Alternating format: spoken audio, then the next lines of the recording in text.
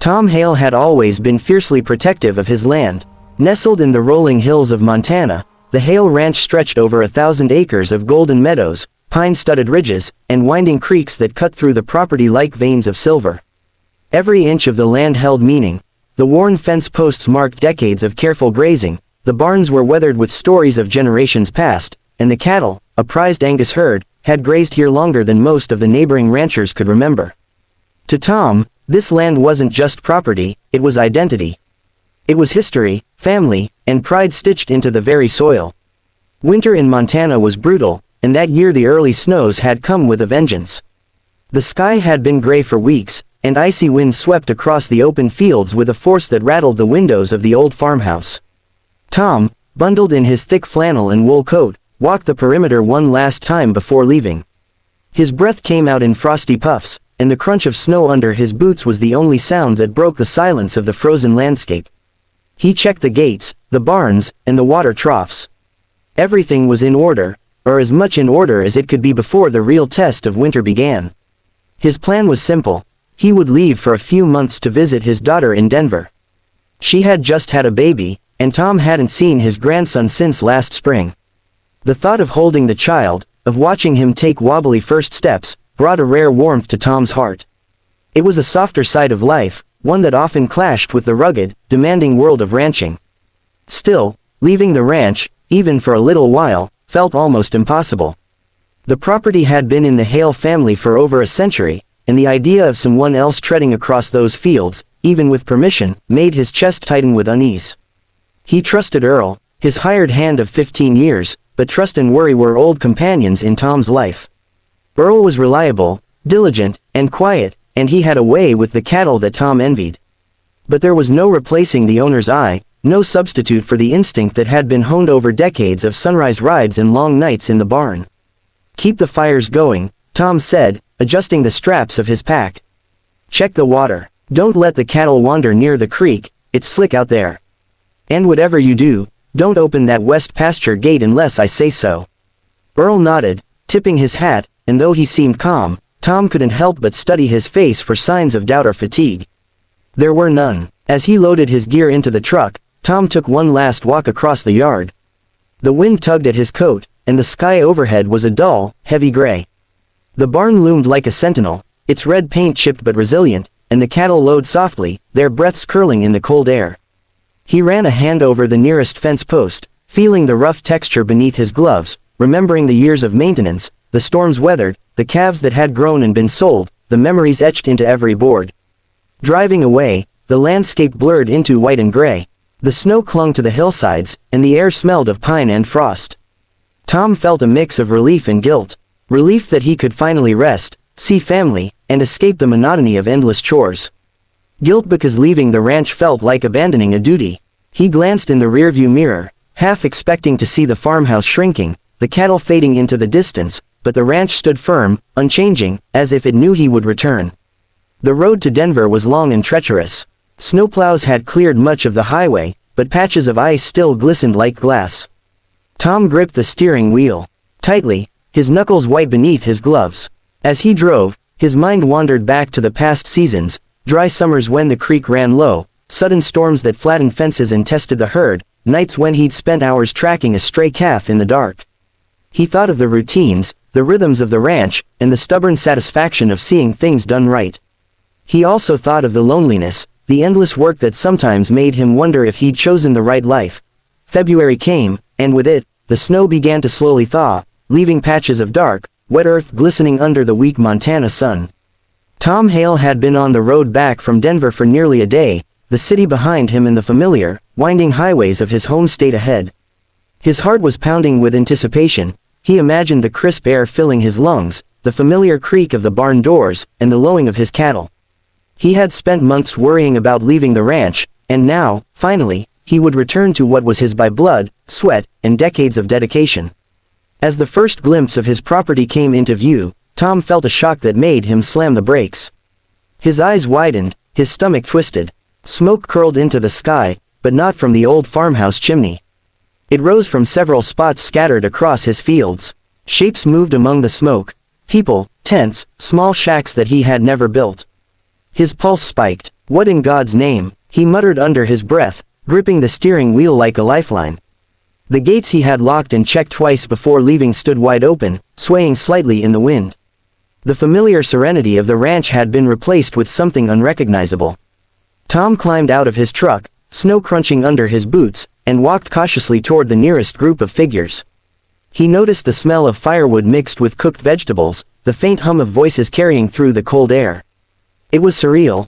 The land he had so carefully tended had been transformed into a self-sufficient commune, alive with activity, laughter, and music. Chickens clucked around improvised coops, and small vegetable patches were growing in neat rows where he had never planted anything. There were even makeshift water troughs for his cattle that looked, well, functional, if crude. "Who the hell are you?" Tom's voice cracked as he bellowed across the yard. The group froze, heads turning toward him. The tallest man, a wiry figure with a sun-weathered face and piercing green eyes, stepped forward, hands raised in a gesture of peace. "We're just taking care of your land while you're away," he said calmly, with a slight smile that only fueled Tom's fury. "Taking care of it," Tom repeated, his voice rising. "You've taken over my property. My family has owned this land for generations." The man, who introduced himself as Levi, didn't flinch. Around him, others continued tending fires, carrying water, or feeding animals, seemingly unconcerned by Tom's anger. There was a strange harmony in their chaos, a rhythm of life that had sprung up without permission. Tom's eyes roamed the pasture, noting the fences that had been reinforced, the barns cleared and tidied, and even the barns, haystacks meticulously organized. It was as if they had moved in with a purpose, not just survival. A young woman approached, holding a basket of eggs. "We didn't mean to upset you," she said softly. "We're just trying to live here without harming anything. Your cattle are fine, the land is healthy, and we've been careful." Tom wanted to shout, to demand that they leave, but a strange unease settled over him. Despite the intrusion, the ranch looked better. The creek was unclogged, fallen branches removed, and paths cleared in ways he hadn't found time for in years. He spent hours walking the property, inspecting every corner. Each step brought a mixture of anger and astonishment. How had they learned so much about ranching without him? How had they cared for the animals with such precision? They were outsiders, yet they moved with confidence, a rhythm he knew from decades of experience. Tom realized they weren't just surviving, they were thriving. By late afternoon, frustration and disbelief weighed heavily on him, but he also began to feel a strange curiosity. These people weren't thieves or vandals, they had turned his property into a small, functioning community. They lived off the land, planting crops, tending animals, and using natural resources responsibly. They were free-spirited and self-reliant, a stark contrast to Tom's structured, labor-intensive life.